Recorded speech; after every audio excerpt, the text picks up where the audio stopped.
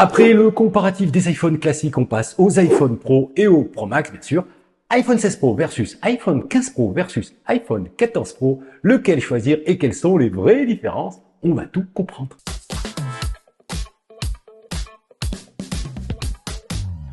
Salut à tous, c'est Giga Content, j'espère que vous allez bien, j'espère que tu vas bien.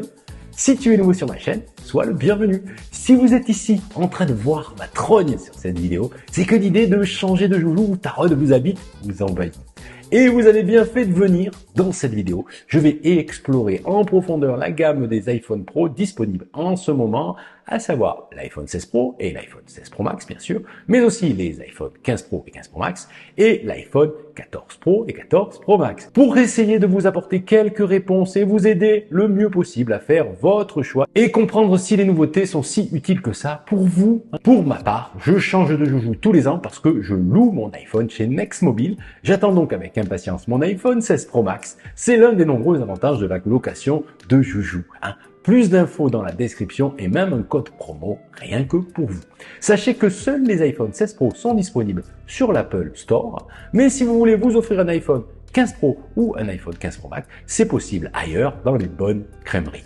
Et même un iPhone 14 Pro d'ailleurs, mais cela dépend de quand vous regardez cette vidéo. En théorie, on ne pourra plus le trouver en Europe à partir du 28 décembre 2024, loi européenne oblige. Et oui, les iPhone 14 sont équipés d'un port Lightning et désormais le port USB Type-C est une norme obligatoire en Europe. Bref, on passe au comparatif détaillé et vous allez tout comprendre pour bien choisir votre joujou. Si toi bien installé et bien hydraté, on se retrouve sur l'Apple Store pour analyser tout ça. Allez, c'est parti les amis, on va donc décortiquer les caractéristiques des trois derniers modèles d'iPhone Pro, donc l'iPhone 16 Pro qui vient de sortir, l'iPhone 15 Pro et l'iPhone 14 Pro. On va comparer tout ça, décortiquer tout ça ensemble, puisque vous pouvez évidemment réagir dans les commentaires, me poser des questions par exemple. Voilà, allez, on attaque tout de suite avec, on va dire, la nouvelle coloris de l'iPhone 15 Pro, qui est donc le titane sable, je vous l'ai affiché à l'image, donc qui remplace la coloris titane bleu, qui n'est plus disponible, donc qui était disponible sur l'iPhone 15 Pro. Alors je vous parlerai aussi en parallèle des iPhone Pro Max, quand ça le nécessite, puisque la plupart des caractéristiques, à part certaines bien sûr, sont les mêmes sur les modèles Pro et sur les modèles Pro Max. Ensuite, on passe au prix, donc l'iPhone 16 Pro commence à partir de 1229 € sur le store d'Apple. Comme vous pouvez le constater, les iPhone 15 Pro et les iPhone 14 Pro, c'est pareil pour les modèles Pro Max, ils ne sont plus disponibles sur l'Apple Store évidemment, mais vous pouvez bien sûr les retrouver sur d'autres sites évidemment. Allez, j'ai fait une petite recherche pour vous montrer en gros la différence de prix entre les trois modèles. Donc là on a un iPhone 16 Pro à 1229 €, vous trouvez l'iPhone 15 Pro aux alentours des 1000 € à peu près, voilà. Et quant à l'iPhone 14 Pro, vous le retrouvez toujours neuf sur d'autres sites à partir de 800 €. Donc il y a une belle différence de prix, on va dire plus de 200 € entre l'iPhone 16 Pro et l'iPhone 15 Pro. Et encore une fois, entre l'iPhone 16 Pro et l'iPhone 14 Pro, on est carrément à plus de 400 €. Allez, on passe à la taille d'écran. Donc là aussi, bien sûr, la grosse nouveauté de l'iPhone 16 Pro, c'est qu'il a un écran un peu plus grand que les 15 Pro et que les 14 Pro, donc 6,3 pouces de diagonale contre 6,1 pouces pour les iPhone 15 Pro et 14 Pro. Donc ça, c'est une vraie nouveauté, une vraie différence par rapport aux anciens modèles d'iPhone aux générations précédentes.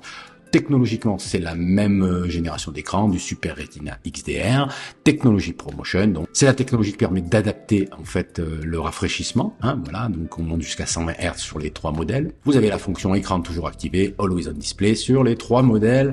C'est ça. Et donc, concernant l'iPhone, si je change ce que je passe à l'iPhone 16 Pro Max, vous voyez que par rapport, par exemple, aux iPhone 15 Pro Max, ça sera pareil pour l'iPhone 14 Pro Max. Vous avez quand même là aussi un écran plus grand, le plus grand jamais vu sur Pro Max, puisque c'est du 6,9 pouces de diagonale, encore une fois, presque 7 pouces, voilà, pour les iPhone 16 Pro Max, donc par rapport au 15 Pro Max et au 14 Pro Max. Donc concernant la finition, c'est toujours du titane, les amis, pour l'iPhone 16 Pro, ainsi que pour l'iPhone 15 Pro.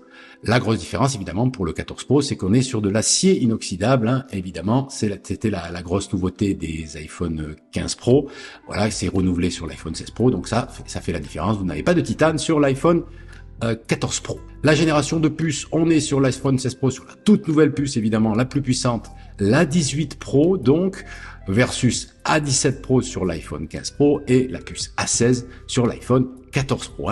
Vous avez vu que bien sûr, l'iPhone 15 Pro et l'iPhone 16 Pro ont des générations de puces dites Pro, des puces bien plus fines puisqu'ils sont gravés en 3 nanomètres, la 18 Pro et la 17 Pro, pas la puce de l'iPhone 14 Pro. Comme vous pouvez le constater, on a un cœur de plus en GPU pour la 18 Pro et la 17 Pro, donc 6 cœurs versus 5 cœurs pour la 16 de l'iPhone 14 Pro.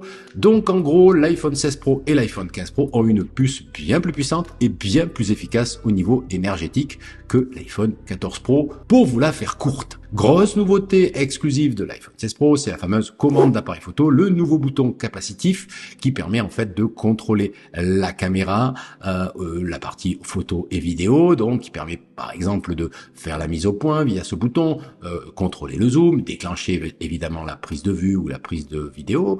Si ce bouton vous fait kiffer, c'est uniquement sur la génération d'iPhone 16 Pro et évidemment sur l'iPhone 16 Pro Max. Vous ne le retrouvez pas sur les générations précédentes. Au niveau du système photo, voilà, on reste sur le même capteur principal sur les 3 modèles, on va dire.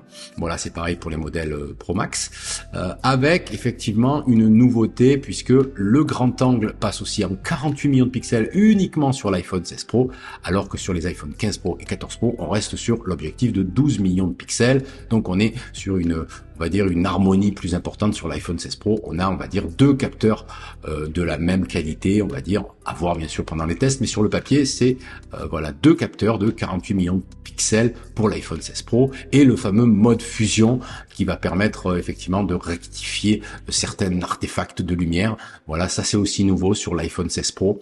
Donc la partie optique, on va dire, la grosse différence se passe sur le zoom le plus puissant, on va dire, qui est donc le zoom x5 présent sur l'iPhone 16 Pro et 16 Pro Max, donc, tandis que pour la génération d'iPhone 15 Pro, on avait uniquement un zoom x3 qui était en x5 uniquement sur les modèles d'iPhone 15 Pro Max. Voilà, j'ai mon petit chien qui aboie. Elle s'appelle Vega. Donc le x5 est apparu en fait à partir de l'iPhone 15 Pro Max et il est désormais disponible sur l'iPhone 16 Pro et l'iPhone 16 Pro Max. La Dynamic Island est présente sur les 3 modèles, la partie SOS aussi.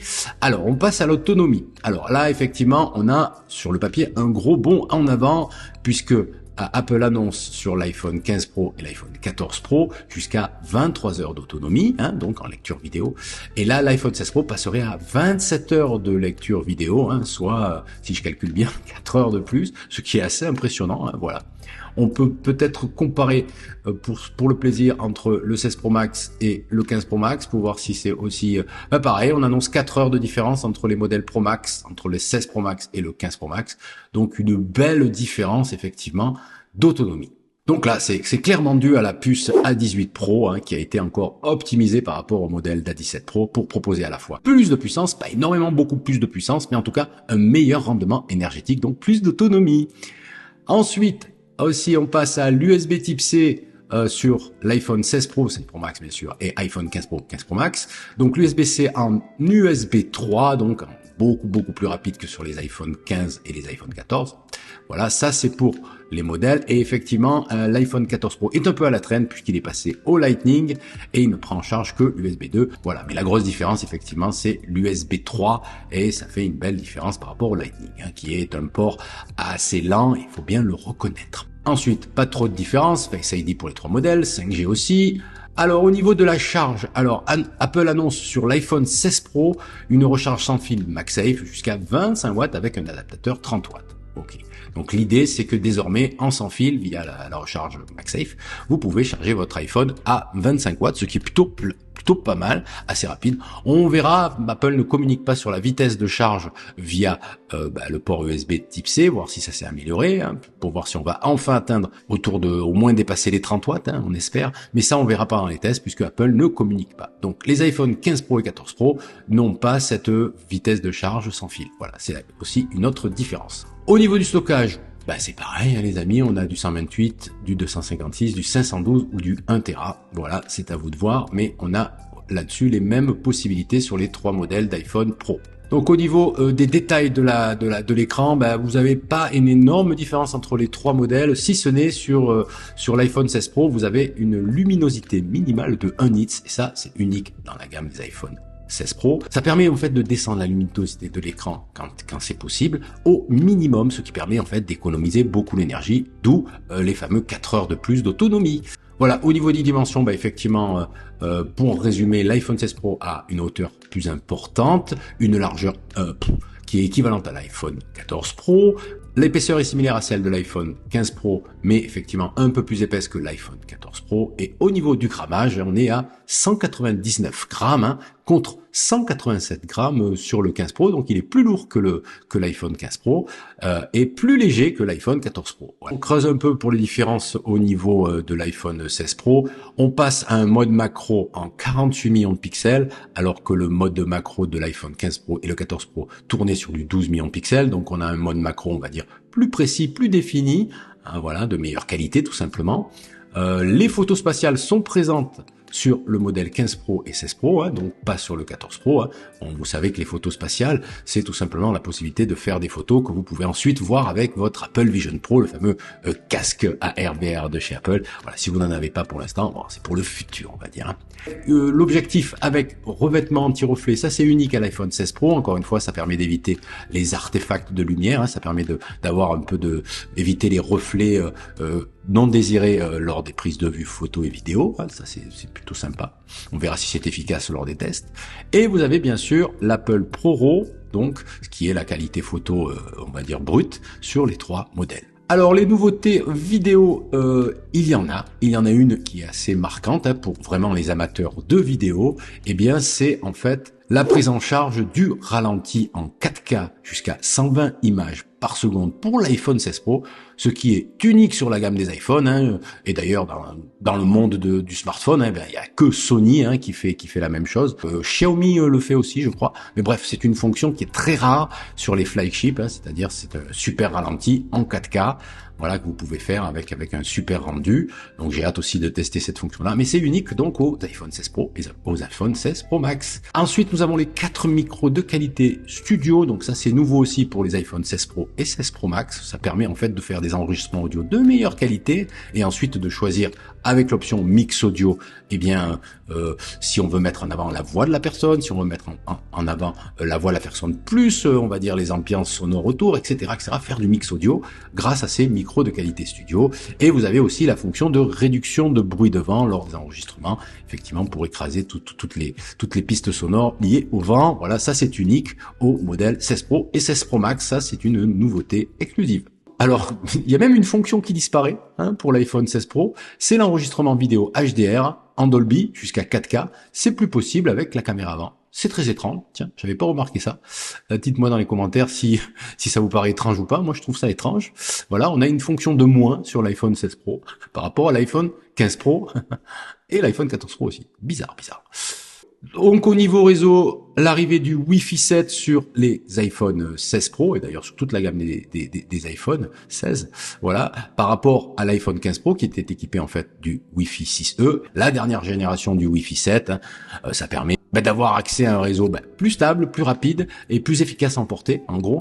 Mais encore peu d'appareils sont compatibles. Par exemple, si vous avez une box chez Free, ça marche. Mais sinon, je sais que c'est pour le futur, on va dire. C'est pour être prêt pour le futur. Donc voilà pour les différences specs, pour les explications en détail entre les trois modèles. Donc en gros, si je vous fais le résumé, on a pour l'iPhone 16 Pro et l'iPhone 16 Pro Max un écran plus grand, mais de même génération, une puce plus puissante mais surtout plus efficace énergétiquement, un nouveau bouton qui commande l'appareil photo pour faire des photos et de la vidéo, un nouveau capteur super grand angle de 48 millions de pixels, ça aussi c'est nouveau et c'est exclusif, un mode macro 48 millions de pixels, ça aussi c'est exclusif, la vidéo 4K en 120 images par seconde, en super ralenti, là aussi c'est une exclusivité sur les 16 Pro et 16 Pro Max. Un zoom x5 sur les iPhone 16 Pro, mais aussi sur les iPhone 16 Pro Max, ce qui manquait sur les 15 Pro. Une autonomie gargantuesque sur le papier, c'est-à-dire 4 heures de plus que l'iPhone 15 Pro et que l'iPhone 14 Pro. C'est pareil pour les modèles Pro Max. L'USB-C en USB 3 sur l'iPhone 16 Pro et l'iPhone 15 Pro. Ce n'est pas présent sur l'iPhone 14 Pro.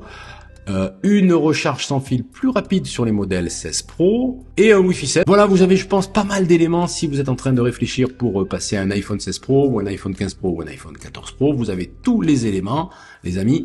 Allez, un petit conseil quand même. Si vous voulez changer d'iPhone Pro, si vous voulez un iPhone Pro, je pense que j'exclurai pour ma part l'iPhone 14 Pro. Voilà pour cette vidéo analysée comparative des iPhone 14 Pro, 15 Pro et iPhone 16 Pro. Allez, en attendant l'arrivée très prochaine de mon iPhone 16 Pro Max que j'ai hâte de découvrir, tu t'en doutes, dès qu'il arrive, je partagerai avec vous le déballage et la prise en main spéciale Giga pour le plaisir et plein d'autres vidéos de test évidemment. En attendant, vous retrouvez plein d'autres infos dans mes précédentes vidéos, la playlist apparaît juste ici. Prenez soin de vous, résistez à la nouveauté, à demain ou à plus tard. Salut!